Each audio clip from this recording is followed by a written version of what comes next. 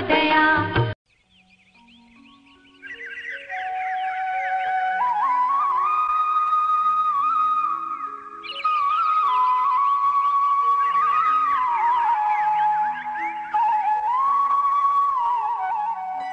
माँ गायत्री के सिद्ध उपासक और न्याय शास्त्र के प्रणेता महर्षि गौतम दीर्घतमा ऋषि के पुत्र थे।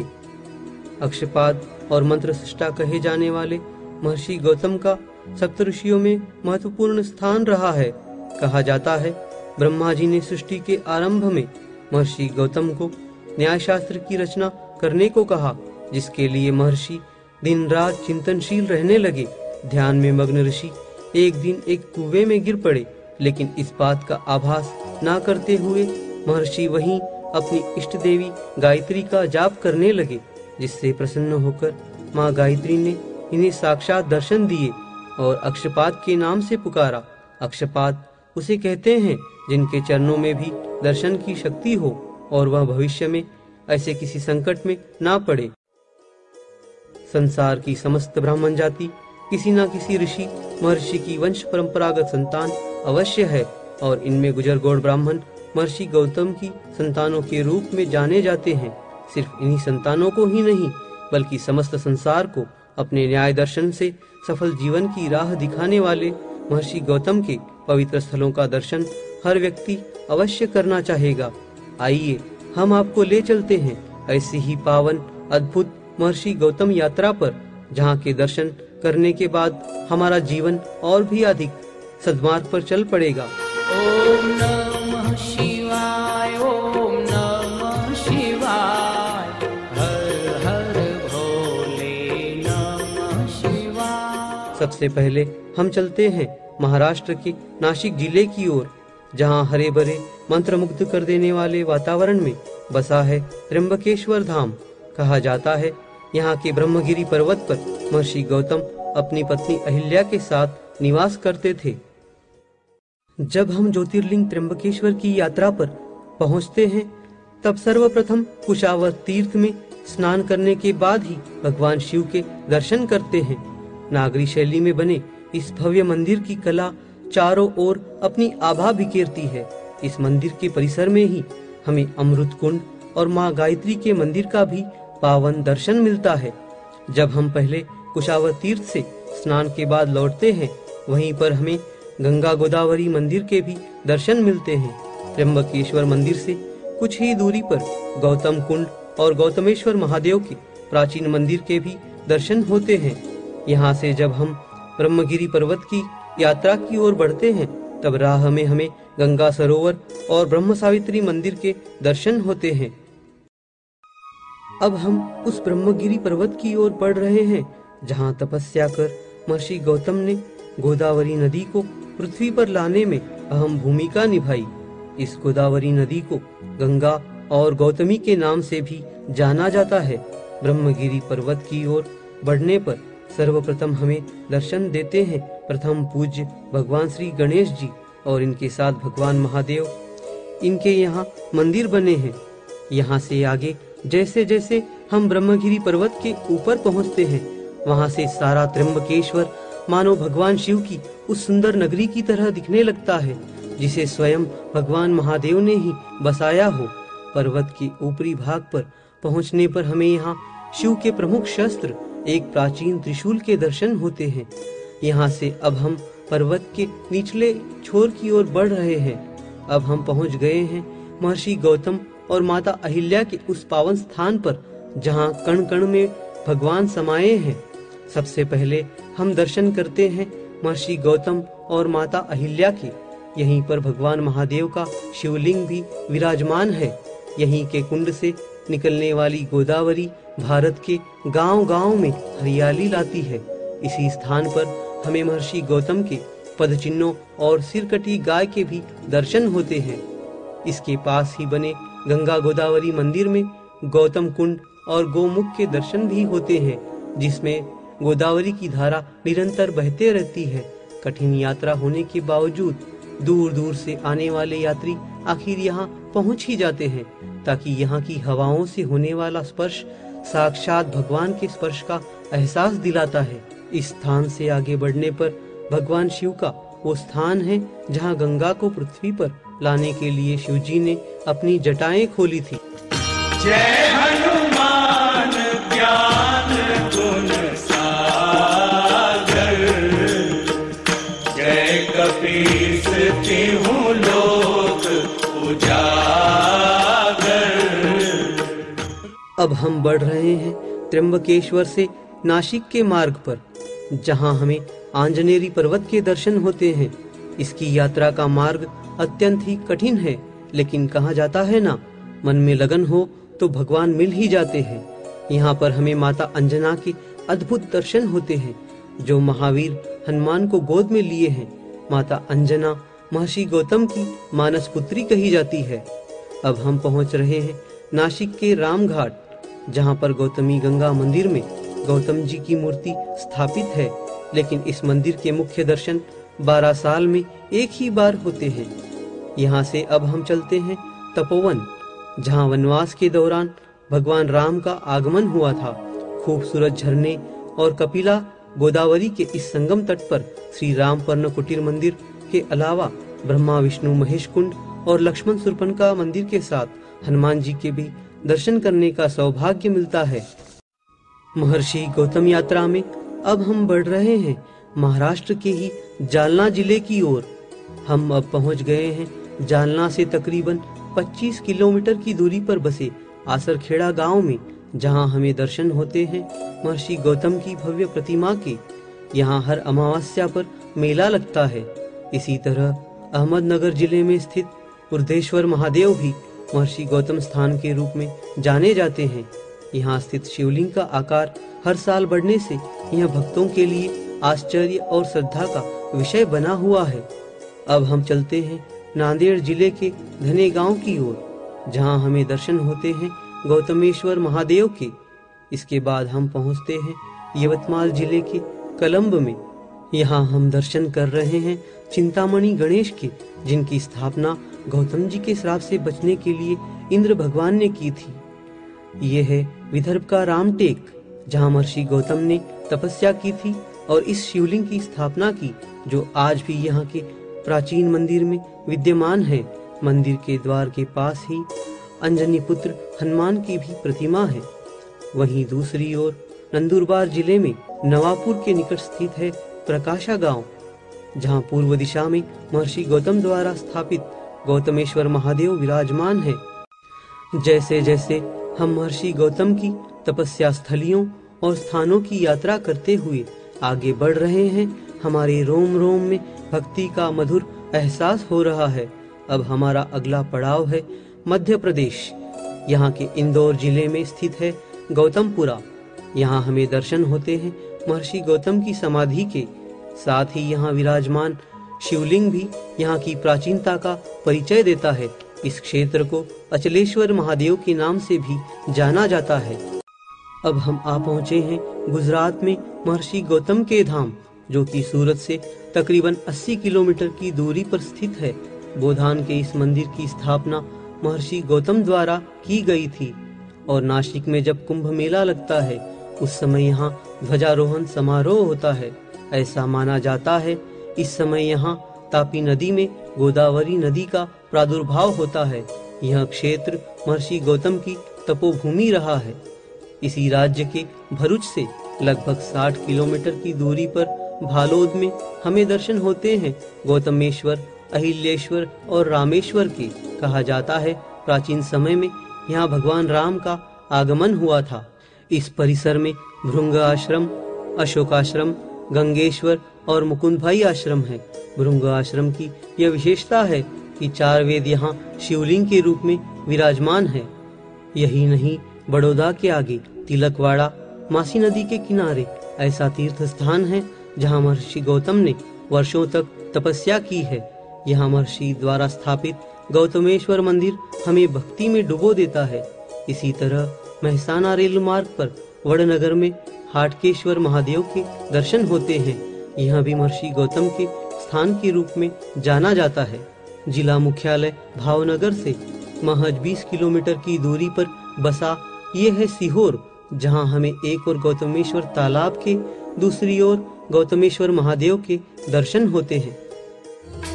हरे कृष्णा कृष्णा कृष्णा हरे हरे। अब हम जा रहे हैं भगवान कृष्ण की नगरी वृंदावन और मथुरा की ओर, जो कि उत्तर प्रदेश में स्थित है। वृंदावन के इस गौतम आश्रम में हम कर रहे हैं महर्षि गौतम और माता अहिल्या के दर्शन। अब हम पहुंच गए हैं पास के ही छठीकरा क्षेत्र में। यहाँ के गरुण गोविंद मंदिर में हमें दर्शन हो रहे हैं महर्षि गौतम और साथ में भगवान कृष्ण के। इसी तरह मथुरा में नागरी सागरी गोकर्णनाथ महादेव के भी हम दर्शन करते हैं। अब चलिए बनारस की ओर, जिसे काशी नगरी भी कहा जाता है। यहाँ सप्तऋषियों ने तपस्या की थी और यहाँ पर स्थापित महादेव को गौतमेश्वर महादेव के नाम से जाना जाता है। भक्तों, अब हम जा रहे हैं महर्षि गौतम के ऐसे धामों की ओर जो मनमोहक छटा बिखेरती प्रकृति की गोद में बसे हैं। आकर्षक झरने, हरी भरी पहाड़ियों से घिरे इस उत्तरांचल राज्य में सर्वप्रथम हम चलते हैं हरि के द्वार यानी हरिद्वार। यहाँ पहुंचकर हर इंसान का जन्म धन्य हो जाता है। ये है हरि की पौड़ी। यहाँ बह रही गंगा के जल को छूने भर से ही हमारा रोम रोम पावन हो जाता है। यहीं से कुछ दूरी पर हम पहुँचते हैं सप्तऋषि आश्रम में, जिसके बारे में कहा जाता है महाभारत काल में धृतराष्ट्र अपने भाई विदुर और पत्नी गांधारी के साथ तपस्या करने के लिए यहाँ पधारे थे। इस आश्रम में हमें सप्तऋषियों की मूर्तियों के साथ साथ गणेश जी, दुर्गा माता, हनुमान जी, राधा कृष्ण और महादेव के भी दर्शन होते हैं।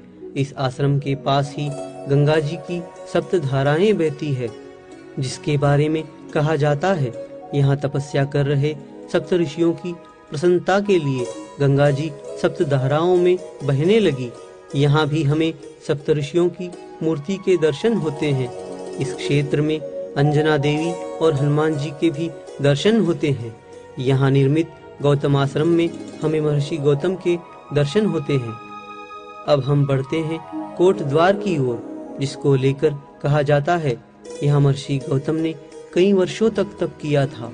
यहाँ हम सुंदर झरने, ऋषिगणों की मूर्तियों के साथ भगवान शिव के दर्शन कर सकते हैं। यह क्षेत्र त्रिवेणी नदी के तट पर बसा है। उतार चढ़ाव के रास्तों के बावजूद यह रमणीय स्थल कहा जाता है। देहरादून से महज 7 किलोमीटर की दूरी पर यह है चंद्रमणि क्षेत्र। यहाँ के बारे में कहा जाता है महर्षि गौतम अपनी पत्नी अहिल्या और मानस पुत्री अंजना के साथ आकर यहाँ रहने लगे और घोर तप किया। यहाँ मौजूद है ये गौतम कुंड, जिसमें नहाकर मनोकामना मांगने से अवश्य पूरी होती है। इनके साथ हमें यहाँ शिव मंदिर, दुर्गा मंदिर और गंगा माता मंदिर के भव्य दर्शन होते हैं। देहरादून से कुछ दूरी पर यह है प्रकृति की गोद में समाया मंत्रमुग्ध कर देने वाला क्षेत्र नैनीताल, जो कि माता जी के 51 शक्तिशाली पीठों में से एक है। ओम त्र्यंबकं यजामहे सुगंधिं पुष्टिवर्धनम् उर्वारुकमिव वन्दनान् मृत्योर्मुक्षीयमामृतात्। महर्षि गौतम यात्रा में अब हमारा पड़ाव है गौतम बुद्ध का जन्म स्थान बिहार, जो कि महर्षि गौतम की भी तपोभूमि रही है। राज्य की राजधानी पटना से कुछ किलोमीटर की दूरी पर यह है राजगृह। यहाँ स्थित गौतम वन में हमें सप्तऋषि धारा के नाम से एक कुंड के भी दर्शन होते हैं। साथ ही यहाँ सुंदर झरनों के संग गौतम ऋषि के साथ सप्तऋषियों की मूर्तियों के भी दर्शन होते हैं। यहाँ के उष्ण जल में नहाकर भक्तगण अपना जीवन कृतार्थ करते हैं। अब हम जा रहे हैं कमतौल की ओर, जो कि सीतामढ़ी से दरभंगा जाने वाली रेलवे लाइन पर एक छोटा सा स्टेशन है। इससे कुछ किलोमीटर की दूरी पर यह है पुनौरा ग्राम, जहां हम माता अहिल्या देवी के मंदिर में उनके उस रूप के दर्शन करते हैं जो श्राप के कारण शीला बन गई थी। यहाँ पर यह सुंदर कुंड अहिल्या कुंड के नाम से जाना जाता है और हर रामनवमी पर यहाँ भव्य मेला लगता है, क्योंकि पास के ही राम मंदिर में भी महर्षि गौतम और माता अहिल्या की मूर्ति विराजमान है। इस गांव से तकरीबन 5 किलोमीटर की दूरी पर यह है महर्षि गौतम का प्राचीन आश्रम, जहां हमें महर्षि गौतम के साथ साथ राम, लक्ष्मण और हनुमान के भी दर्शन होते हैं। इसी राज्य में अब हम पहुंच गए हैं बक्सर। यहाँ के रेलवे स्टेशन से कुछ किलोमीटर की दूरी पर ये है अहिल्या मंदिर। यहाँ हम कर रहे हैं माता अहिल्या के वो दर्शन जो भगवान राम के चरण स्पर्श के बाद शीला से अहिल्या बनी। इसी मूर्ति में हमें राम, लक्ष्मण के साथ साथ माता अहिल्या भी नजर आती है। चलिए भक्तजनों, अब हम आ गए हैं हरियाणा राज्य में। यहाँ के करनाल से 24 किलोमीटर की दूरी पर यह है गोंदर, जो कि गौतम तीर्थ के रूप में जाना जाता है। इस क्षेत्र के बारे में कहा जाता है, एक बार महर्षि गौतम अपनी पत्नी अहिल्या से किसी कारणवश रुष्ट हो गए और अपने पुत्र चिरकारी को माता के वध की आज्ञा देकर चले गए। और जब गलती के आभास के बाद आश्रम लौटे तो चिरकारी ने अपने पिता को बताया, माता के वध की अपेक्षा पिता की आज्ञा का उल्लंघन कम निंदनीय है, इसलिए मैंने यह कदम नहीं उठाया। यह सुनकर महर्षि प्रसन्न हो गए। इस क्षेत्र में हमें महादेव मंदिर के साथ गौतम आश्रम और गौतम कुंड के भी दर्शन होते हैं। इसी क्षेत्र के कैथल से कुछ किलोमीटर की दूरी पर बसा ये है सिलखेड़ी गांव। कहा जाता है, यहाँ ब्रह्मा जी, महर्षि गौतम सहित कई ऋषि मुनियों ने तप किया था। यहाँ आने वाले यात्री इन तपस्वियों का ध्यान अवश्य करते हैं। ॐ त्र्यम्बकं यजामहे सुगन्धिं पुष्टिवर्धनम् उर्वारुकमिव वन्दनान् मृत्योर्मुक्षीयमामृतात्। ये है रंग रंगीलो राजस्थान, जिसकी मिट्टी की खुशबू हर राजस्थानी व्यक्ति के रोम रोम में समाई है। यहाँ पर भी हमें गौतम धामों के दर्शन मिलते हैं। इनमें से ही एक है विश्वविख्यात तीर्थ पुष्कर राज, जहाँ ब्रह्मा जी का एकमात्र मंदिर विराजमान है। यह क्षेत्र अजमेर से महज 13 किलोमीटर की दूरी पर बसा है। यह समस्त गुजर गौड़ ब्राह्मणों की श्रद्धा का प्रमुख केंद्र है। यहाँ स्थापित गौतम आश्रम काफी प्राचीन है। यहाँ के बारे में कहा जाता है, महर्षि गौतम ने यहाँ राजा गुजर कर्ण का यज्ञ संपन्न कराया था। अब हम पहुँच गए हैं प्रतापगढ़ के निकट अरनोद गांव में। यहाँ हम दर्शन कर रहे हैं गौतमेश्वर महादेव के। इस क्षेत्र को पाप मुक्ति केंद्र के रूप में भी जाना जाता है। यहाँ के कुंड में स्नान करने वाले भक्तों को पाप मुक्ति का प्रमाण पत्र दिया जाता है। यहाँ हर समय भक्तों की भीड़ लगी रहती है। अब चलिए उदयपुर की ओर। यहाँ के इसवाल गांव में ये है गौतमेश्वर महादेव। हमें यहाँ दर्शन होते हैं महर्षि गौतम के साथ माता जी और हनुमान जी के। अहमदाबाद राजस्थान रेलवे लाइन पर यह है आबू रोड स्टेशन। यहाँ कुछ किलोमीटर की दूरी पर मुख्य आबू शहर है और इससे कुछ किलोमीटर की दूरी की चढ़ाई करने के बाद हमें नजर आता है वशिष्ठ आश्रम। यहाँ पर एक गौमुख है जो कि नीचे की ओर 650 सीढ़ियाँ उतरने पर आता है। इसके सामने 300 सीढ़ियाँ उतरने पर हमें नजर आएगा गौतम आश्रम। यहाँ महर्षि गौतम की प्राचीन प्रतिमा के दर्शन करने के बाद नागकुंड के भी दर्शन किए जाते हैं। ये है कोलायत, जो कि बीकानेर से कुछ किलोमीटर की दूरी पर है। यहाँ महर्षि गौतम आश्रम के साथ कपिल मुनि का भी आश्रम है। कहा जाता है यहाँ महर्षि गौतम ने कई सालों तक तपस्या की है। भीनमाल, यह क्षेत्र राजस्थान के पाली के निकट कुछ किलोमीटर की दूरी पर बसा है। यहाँ के बारे में कहा जाता है, महालक्ष्मी जी ने यहाँ पर यज्ञ कर श्रीमाल नगर को बसाया था और यह गांव ब्राह्मणों को दान दिया और यह दान लेने वाले पहले ब्राह्मण महर्षि गौतम थे। ये है पोसालिया, सिरोही से 50 किलोमीटर की दूरी पर नदी किनारे यहाँ बसा है गौतम तीर्थ मंदिर, जिसके दर्शन भी हमें पावन लगते हैं। ओम नमः शिवाय ओम नमः शिवाय हर हर भोले नमः शिवाय। ये है आंध्र प्रदेश, जिसे अन्नपूर्णा की नगरी कहा जाता है। यहाँ के खेतों में फैली हरियाली हर किसी को मंत्रमुग्ध कर देती है। अब हम चल पड़े हैं पश्चिम गोदावरी जिले की ओर। यहाँ के कोवूर में गोदावरी नदी का यह किनारा, इसमें बहने वाली लहरें हमारे मन को प्रफुल्लित कर देती है। इसी क्षेत्र में प्राचीन समय में महर्षि गौतम का आश्रम रहा है। अभी हमें यहाँ महर्षि गौतम के संग गौ माता के दर्शन होते हैं। कुछ ही दूरी पर यह है महर्षि गौतम का मंदिर। यह क्षेत्र जिले के मुख्यालय एलूर से कुछ किलोमीटर की दूरी पर है। इसी क्षेत्र में हमें सप्तऋषियों की भव्य प्रतिमाओं के दर्शन भी होते हैं। इसी क्षेत्र की पावनता के चलते यहाँ 12 वर्ष में एक बार पुष्कर मेले का भव्य आयोजन होता है। अब हम पहुँच गए हैं पूर्वी गोदावरी जिले के राजमंड्री की ओर।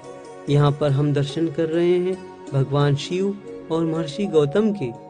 इसी मंदिर में सप्तऋषियों की मूर्तियां भी विराजमान है। यहाँ मौजूद राम पादुकाएं हमें प्राचीन काल के वो प्रमाण देती है जब भगवान राम यहाँ पधारे थे। यहाँ से कुछ ही किलोमीटर की दूरी पर यह है कोटिलिंगेश्वर स्वामी का मंदिर, जिसके बारे में कहा जाता है गौतम ऋषि के कहने पर इंद्र देवता ने गोदावरी में स्नान कर यहाँ शिवलिंग की स्थापना की थी। यह मनमोहक नजारा है अंतर्वेदी क्षेत्र का, जो कि राजमंड्री से 100 किलोमीटर की दूरी पर है। कहा जाता है त्र्यंबकेश्वर के पास ब्रह्मगिरी पर्वत पर अपनी तपस्या के बल से गोदावरी का उगम कराने के बाद महर्षि गौतम ने आंध्र प्रदेश की अंतर्वेदी में गोदावरी का समंदर में संगम कराया था। शाप विमुक्ति के लिए महर्षि गौतम ने जिस गौतमी गंगा को पृथ्वी पर लेकर आए थे, वह गौतमी गंगा यहाँ सागर में विलीन हो रही है, जिसका स्वागत करने के लिए सागर स्वयं उपस्थित है। अब हम पहुँच गए हैं कोटपल्ली, जो कि राजमंड्री से 58 किलोमीटर की दूरी पर है। यहाँ हमें महर्षि गौतम द्वारा स्थापित शिवलिंग के दर्शन होते हैं। यहीं पर माँ जगदम्बे और मंदिर के ऊपरी भाग में सप्तऋषियों की मूर्तियां भी विराजमान है। इसी क्षेत्र में मौजूद है द्राक्षारम, जो कि राजमंड्री से 47 किलोमीटर की दूरी पर है। यहाँ हमें भगवान शिव के दर्शन होते हैं, जो कि यहाँ आने वाले भक्त यहाँ मौजूद कुंड में स्नान करने के बाद करते हैं। अब हम चलते हैं पूर्वी गोदावरी के मुम्मीडीवरम तालुका में गुत्तन देवी क्षेत्र में। कहा जाता है यहाँ पर महर्षि गौतम ने ही हनुमान जी की प्रभावशाली प्रतिमा स्थापित की थी। इसके बाद हम पहुँच गए हैं कौटिल्यम। यहाँ हमें दर्शन होते हैं गौतमेश्वर मंदिर के, जिसकी स्थापना महर्षि गौतम ने की थी। अब हम चलते हैं करीमनगर जिले की ओर। यहाँ के कालेश्वरम क्षेत्र में, जो कि महाराष्ट्र की सीमा पर सिरोंचा के निकट स्थित है।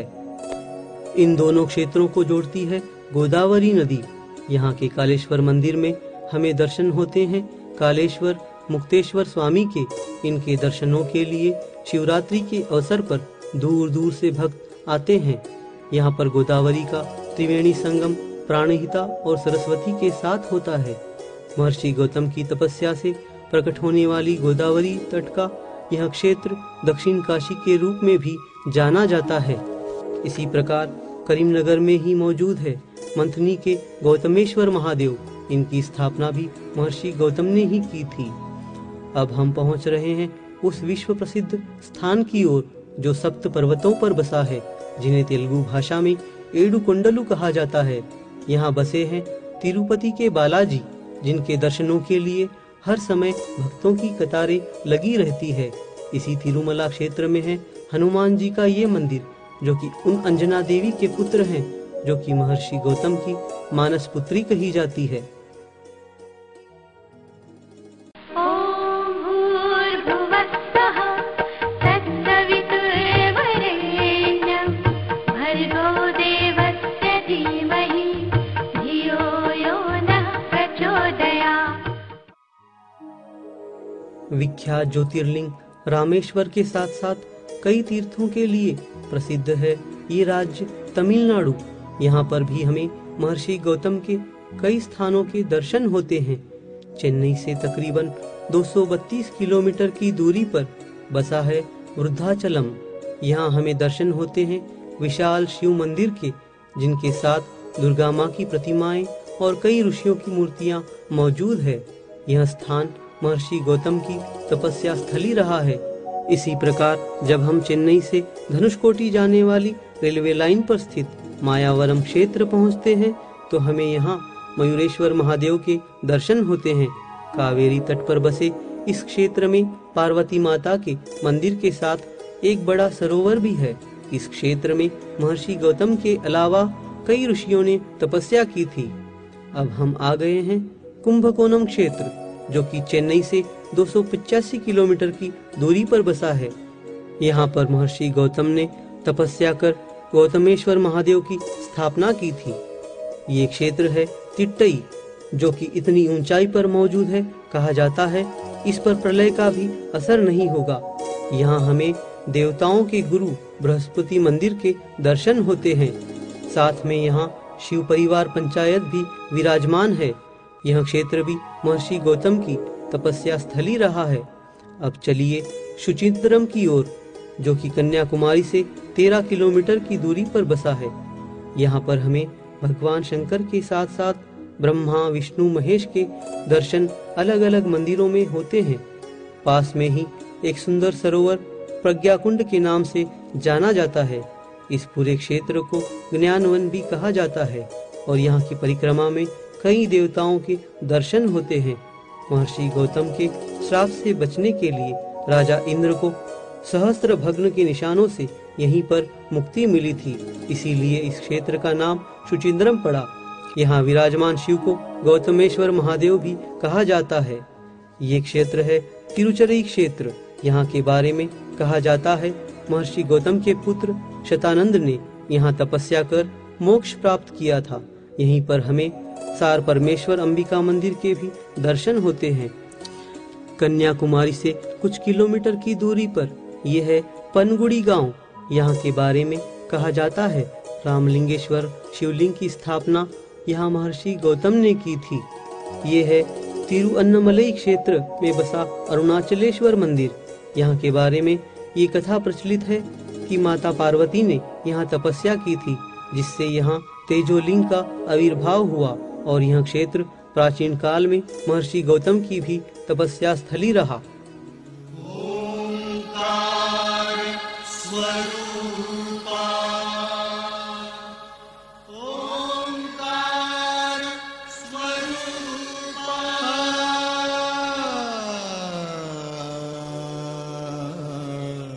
कर्नाटक राज्य, जिसका इतिहास राजा महाराजाओं के अलावा कई वैभवशाली मंदिरों से जुड़ा है। बेंगलुरु से मैसूर मार्ग पर यह है श्रीरंगपट्टनम, जिसके बारे में कहा जाता है यहाँ महर्षि गौतम ने ही श्रीरंग स्वामी की स्थापना की थी और कई वर्षों तक यहाँ तप भी किया। इस क्षेत्र में कावेरी नदी 3 धाराओं में अलग होकर श्रीरंगपट्टनम से कुछ दूरी पर मिल गई है, जिससे कावेरी के 3 द्वीप बन गए। इनमें पहले को आदिरंगम, द्वितीय को मध्यरंगम और तृतीय को श्रीरंगम कहते हैं। इन तीनों क्षेत्रों में श्रीरंग जी के सुंदर मंदिरों के दर्शन होते हैं। कावेरी नदी में स्नान के बाद इस मंदिर में शेषशैया पर विराजमान भगवान नारायण और महर्षि गौतम के दर्शन होते हैं। श्रीरंगपट्टनम मंदिर से तकरीबन 5 किलोमीटर की दूरी पर उस गुफा और आश्रम को भी देखा जा सकता है जहां महर्षि गौतम ने तपस्या की थी। ये है हिमाचल प्रदेश। यहाँ से शिमला से तिब्बत जाने वाले मार्ग पर नुरमुंड शहर से कुछ किलोमीटर की दूरी पर ऊंची ऊंची पहाड़ियों पर बसा है श्रीखंड महादेव का ये प्राचीन मंदिर।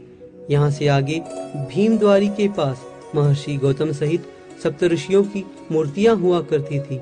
यह स्थान भी महर्षि गौतम की तपोभूमि रहा है।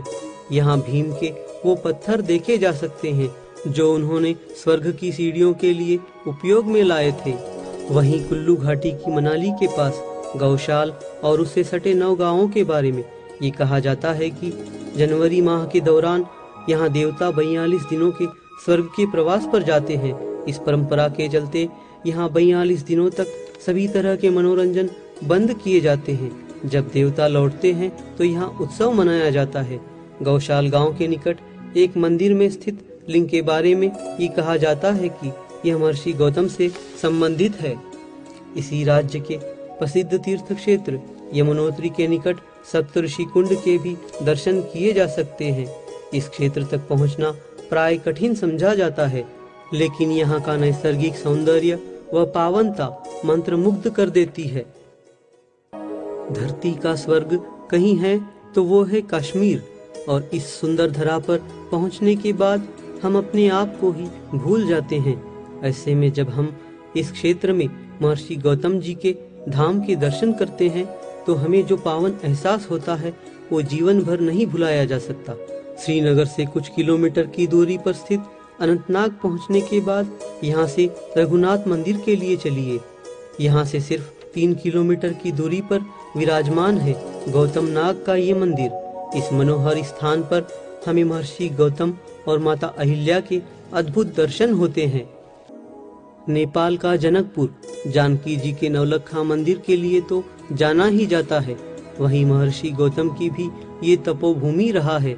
यहाँ प्राचीन किले के निकट पहले महर्षि गौतम सहित विश्वामित्र, वाल्मीकि ऋषि के आश्रम हुआ करते थे, लेकिन महर्षि गौतम के पुत्र शतानंद के नाम से भी यहाँ शतानंद कुंड आज भी देखा जा सकता है। कहा जाता है जनकपुर की पंचकोसी परिक्रमा भी की जाती है।